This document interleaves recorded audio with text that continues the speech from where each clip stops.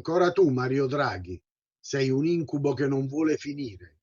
Non sei riuscito a diventare Presidente della Repubblica, adesso vuoi presiedere la Commissione europea. Non ti hanno scelto gli elettori, ma i riccastri che giocano a cambiare il mondo coi soldi della gente onesta. Sanno che sei bravo a eseguire i loro desideri, costi quel che costi, come dici tu, e di qualunque cosa ti occupi sei sempre il più feroce. Già, perché il conto lo paga la povera gente. Del resto hai lavorato per la Goldman Sachs, una spietata società finanziaria, al pari di Mario Monti, un altro campione della macelleria sociale. La guerra poi ti esalta, fai a gara coi peggiori guerrafondai per alzare il livello dello scontro. E infatti ti volevano come segretario della NATO.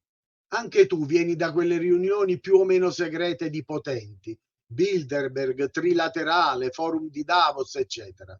Chi vi partecipa non dovrebbe accettare funzioni pubbliche.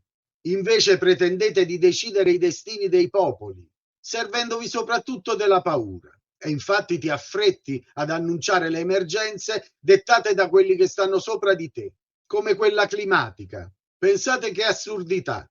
Gli stessi gruppi politici ed economici che hanno avvelenato il pianeta si propongono per risolvere il problema. Draghi, se proprio non sai come passare il tempo, tornatene alla corte degli straricchi che ti usano, ma liberaci dall'incubo della tua presenza politica.